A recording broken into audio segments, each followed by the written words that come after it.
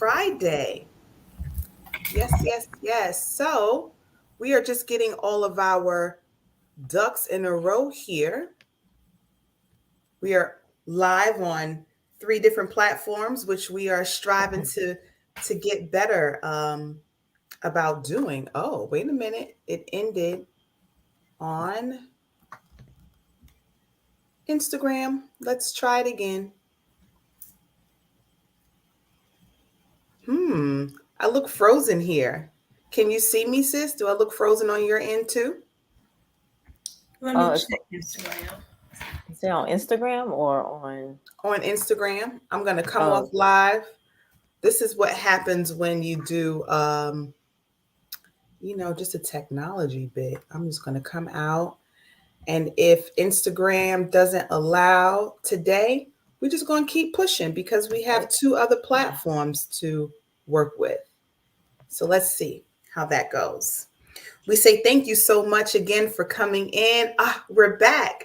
So thank you again, family, for stopping by with the Heal Thyself Tribe for our 12:30 p.m. presentation, our discussion. So we would like to first start by giving thanks to those who have committed to the journey with us on the 21-day detox with Queen Afua and ourselves. We are grateful. And I'm really not sure what's happening with Instagram, but yeah. it's definitely freezing. So we will just continue on this platform and maybe share it somehow to Instagram. So I'm going to end it here so that it doesn't look weird. And we'll just keep the conversation going. I am Shayola Benta, the director of the Heal Thyself School, as well as a Heal Thyself holistic practitioner. And I am so happy to co host with the executive to the chair, Latoya Davis, who is also a Heal Thyself holistic practitioner, and Shantae Wilkerson, who is our lead coach and practitioner. So we are in full swing with our 21-day detox, and we did say that we will definitely give thanks and praise. Excuse me, wifely duty calls. Sorry. Are you really? He doesn't care that I'm live and this will be shown to dozens or hundreds of people, you know. So, anywho, we are going to talk about food and mood today. Each week, we hope to bring you something a little different while we are actually in the 21-day process. Hold on, I'm trying to find my keys so that may not be able to do this right now. Give thanks. Wow, the joys of going live. You can never just, we can't Right. even edit this Anything, part out, right? anything that happens, having a toddler just pop us out of Right. nowhere. Yeah. Like life still happens. Yeah. So again, we are here to talk about food and mood and how it really does change what's happening from the inside out, right? Mhm. So I would like to open with we're reading, and as practitioners continuing in our studies, we get together once a week to read Queen of Food. Okay, then Queen of Fua's City of Wellness, which is really a wealth of information. So down below on the ticker, we have put where you can purchase it and the full name. But on page, we're going to start off with page 7, just a quickie. It says food and mood, what we eat and why we eat it, right? So they say you are what you eat, or whatever you're eating is eating you. If we stop the perilous pendulum swing towards obesity, we must face the truth about the relationship between food and mood.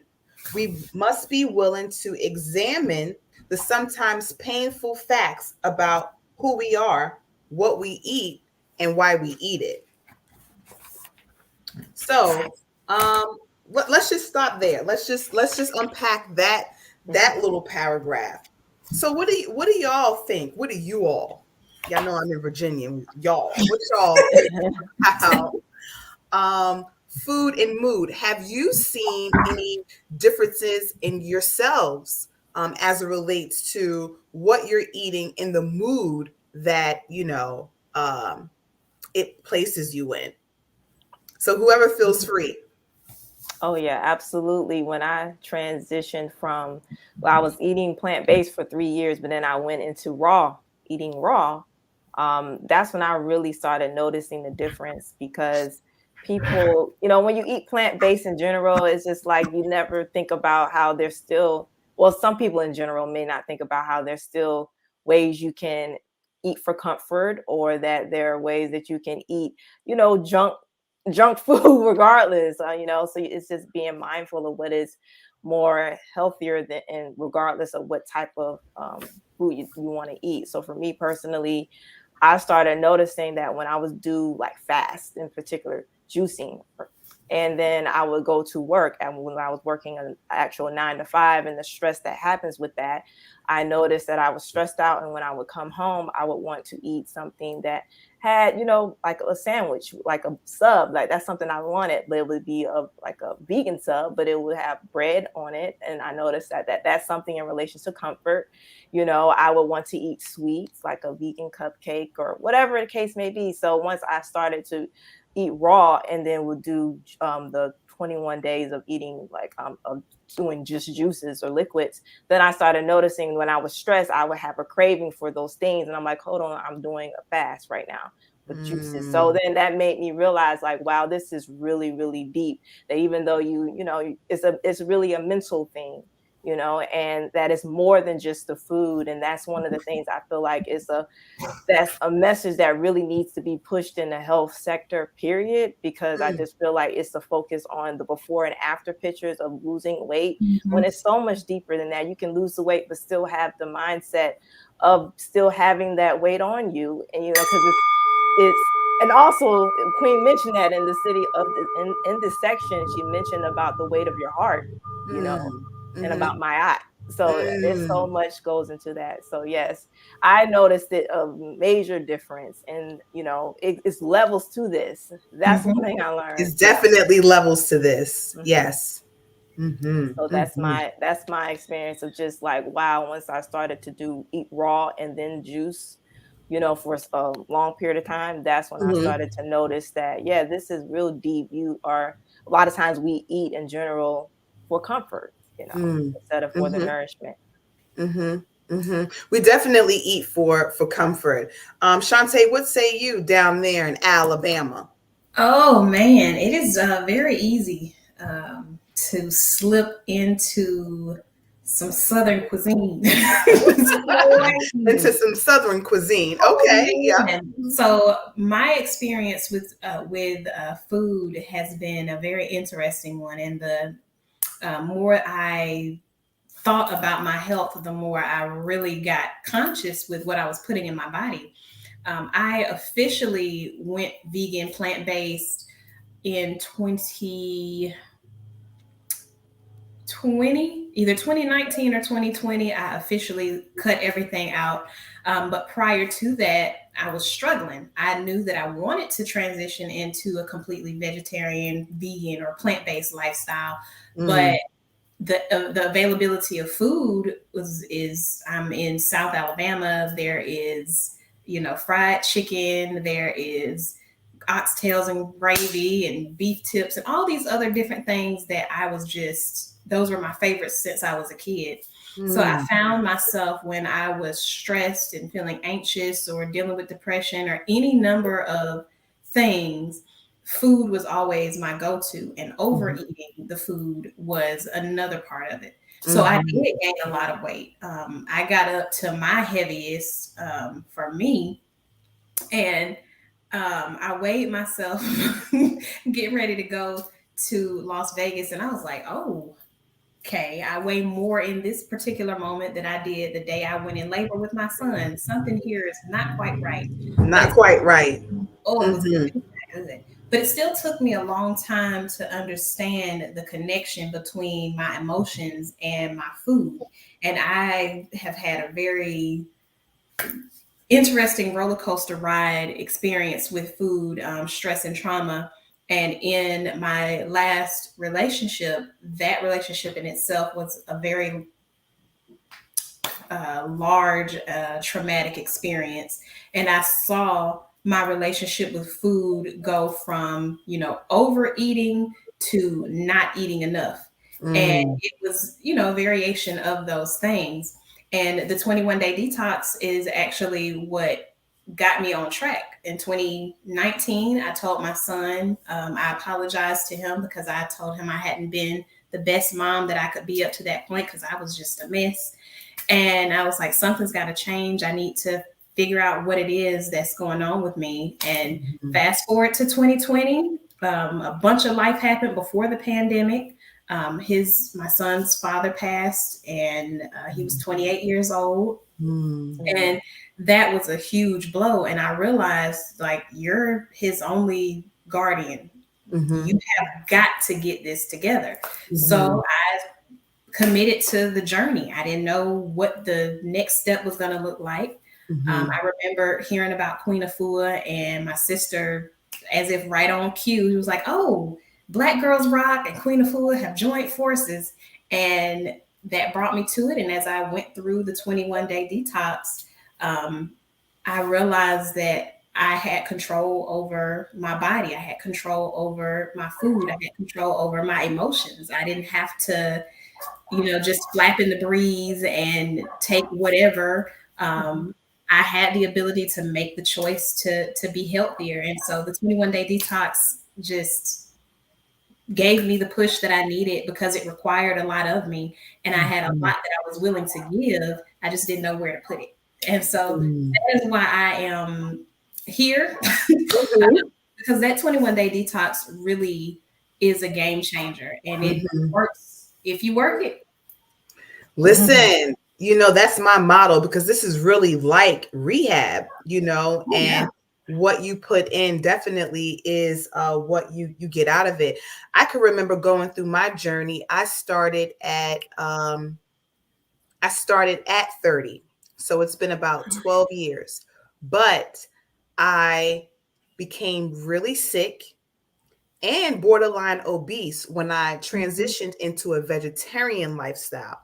I knew that I didn't want to eat meat, but I loaded up on the carbs and the dairy, right? So that was the carbs, that comfort, the stagnation. Really, the carbs bind you up, right? It makes you heavy. The dairy, that's usually a craving of nurture, mother, that's the milk.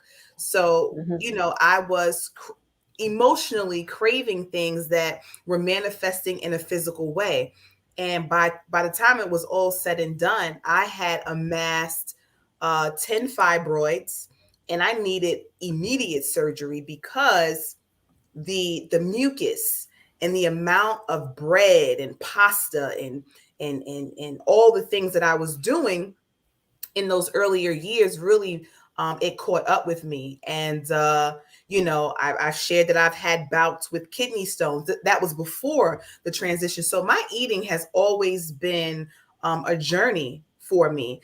Some people may say, I saw a meme earlier today, when you tell people you don't eat meat, they say, well, do you eat seafood? And it's kind of like, it's kind of just, it's the same thing.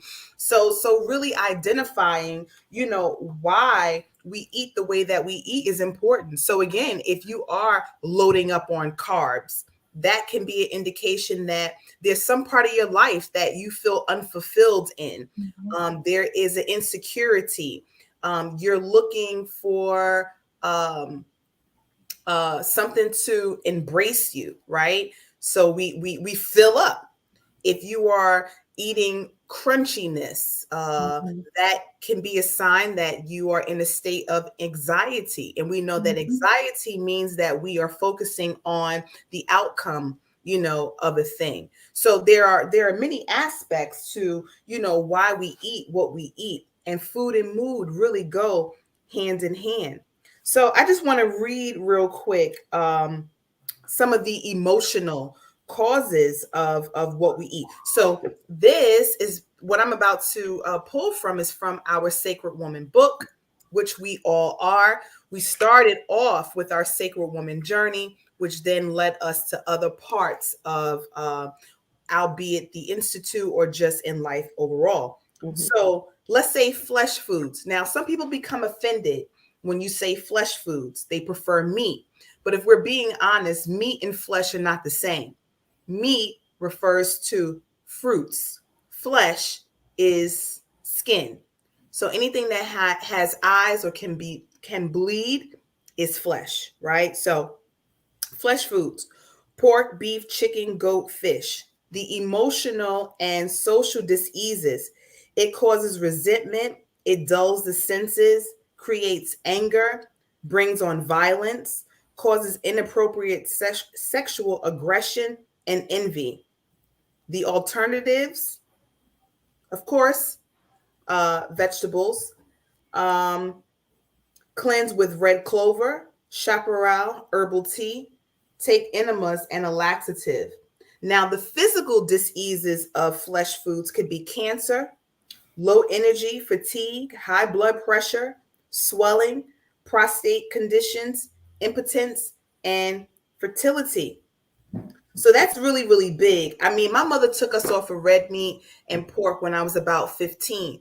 But here again, even coming off of the flesh foods, that dairy and those carbs are just as damning. So Mhm. I was that person who did every day a butter bagel with the coffee light and sweet, or butter bagel. Because I wasn't doing bacon or whatever, I would substitute with turkey. I would still do the eggs and cheese, coffee light and sweet. So mucus, flesh, mucus, mucus, mucus, all for breakfast. And Mhm. had no idea that I was eating the dis-ease, and it manifested in other ways.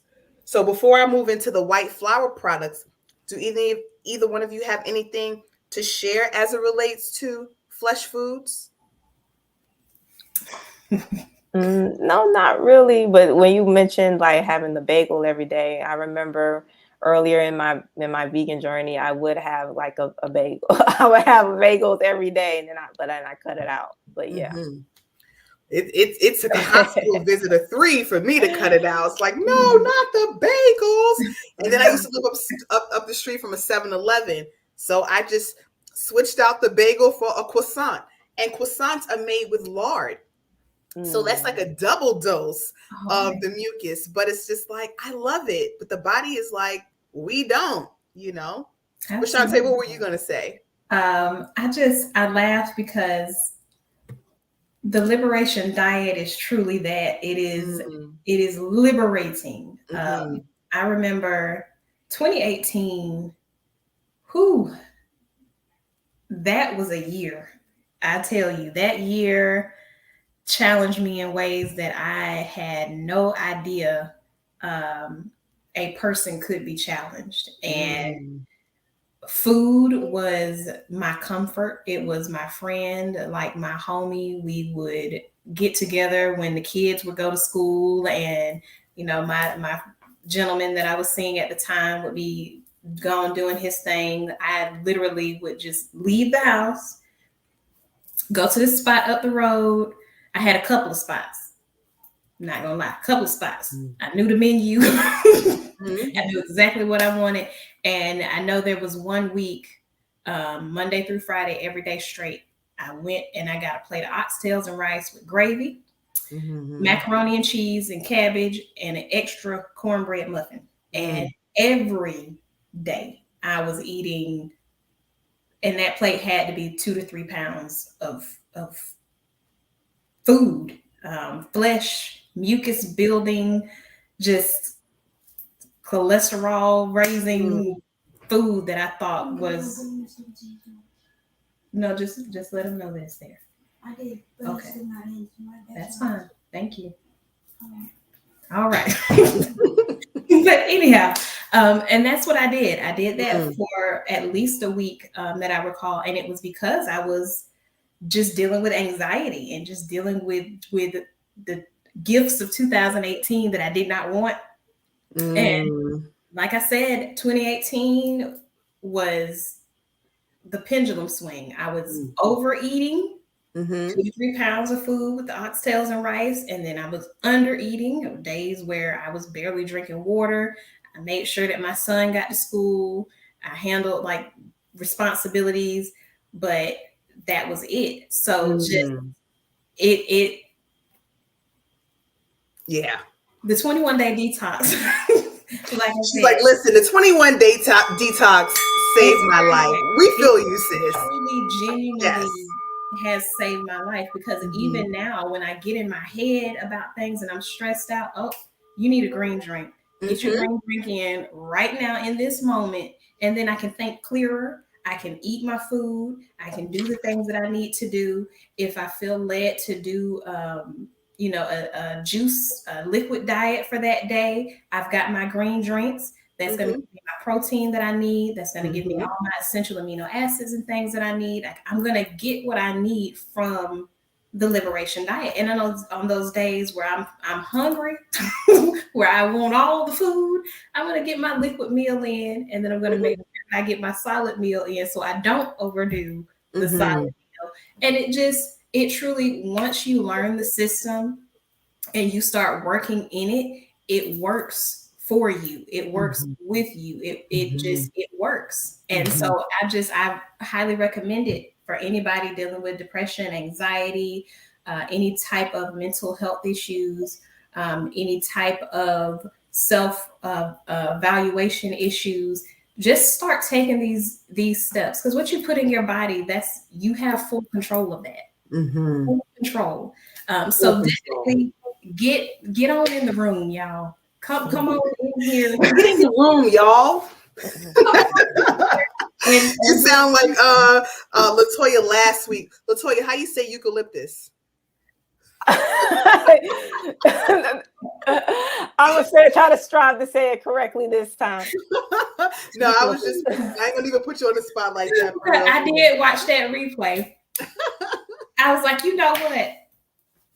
You keep striving for greatness, because there are some words that I'm not even going to attempt to say live. I'm just going to point to it. What it is.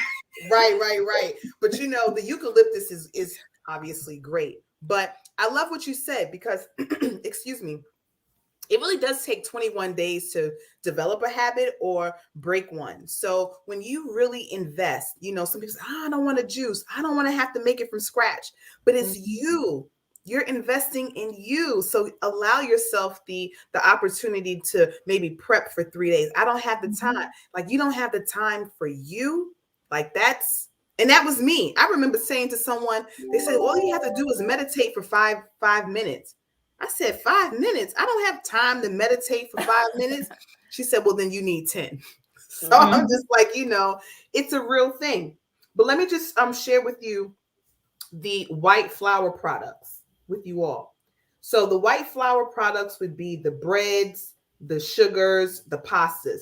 The emotional disease with that is emptiness in your life, lack of fulfillment, and boredom. So here again, when we're eating those heavy foods, those pastas and those rices, there's something in us that doesn't feel fulfilled. So we're trying to fill that void, but then we're not being insatiated. So you're still hungry for real after you eat them. So some alternatives would be things like millet, couscous, bulgur wheat, wild rice, black rice. Now the physical diseases with white flour products would be your poor circulation, your constipation, hemorrhoids, and congestion. So really taking a look at the reason why, you are eating what you are eating. Now, The dairy products, right? Because we talked about the flesh, we talked about the white flour. Dairy is one of those other things, y'all, that really will bind us up in a physical, emotional, and spiritual way. So those are your milks, your cheeses, your ice cream, and similar based products. Well, what are the emotional and social diseases with that?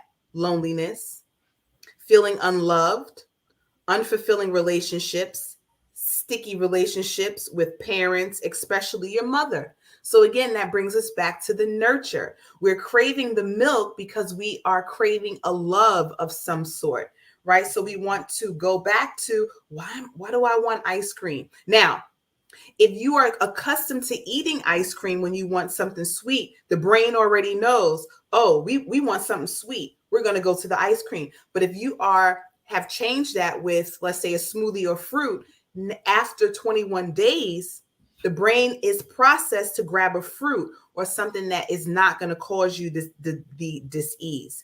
The physical aspects of dairy products are tumors, glaucoma, colds, fevers, hay fever, asthma, and mucus. So again, the 21 days really does give us it gives us a moment to just reflect on why we are eating the way that we eat. What is consuming us that we in turn want to consume it. So we have about 4 minutes left.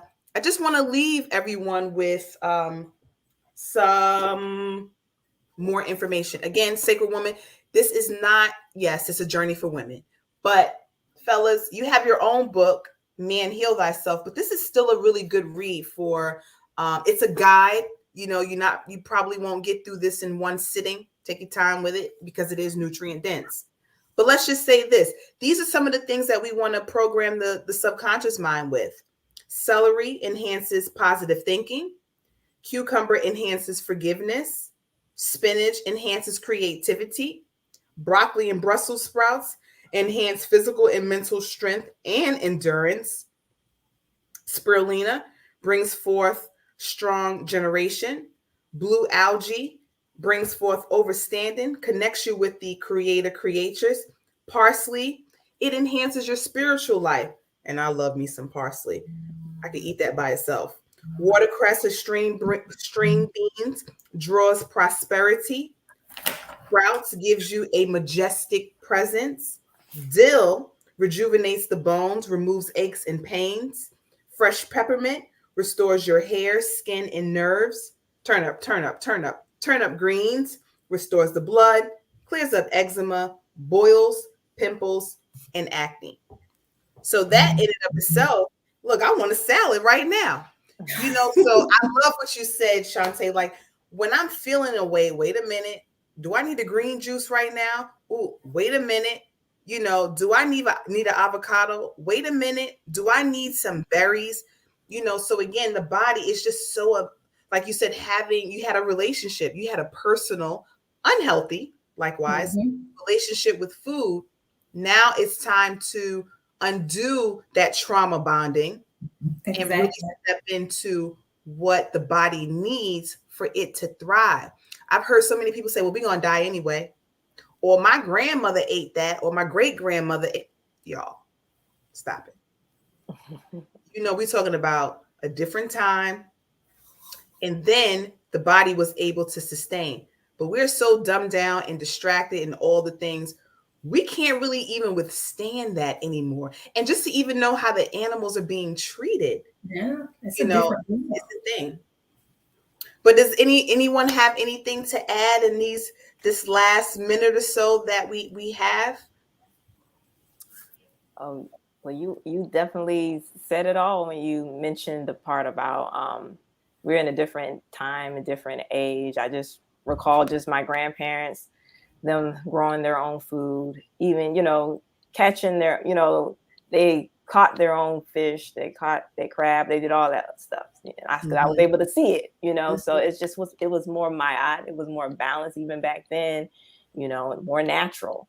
So of course they were able to live longer and thrive, and they were more into doing things natural that I think many people didn't realize was more natural at that Mm. time. It was just the way things were done. Mm-hmm. And then we Mhm. shifted and kind of got disconnected from that. Yeah. Way disconnected. Mhm. We really don't have the connection that we should have with mama. Most of us, I will speak for my family. It's like, just give me the pill. Just, I want to eat what I want to eat. Just give me the medicine and I'll go ahead and take it, you know. And coming out of that has really been the best choice that I can make, you know, for my life. So, you know, we'll come back again next week, Friday at 12:30 with a little bit more, perhaps another topic. I mean, food and mood can go a long way. Right. But Absolutely. we definitely want to, you know, bring you the information that we have really been privileged and blessed to not only read about, but to learn about it from the person who wrote it and is living it.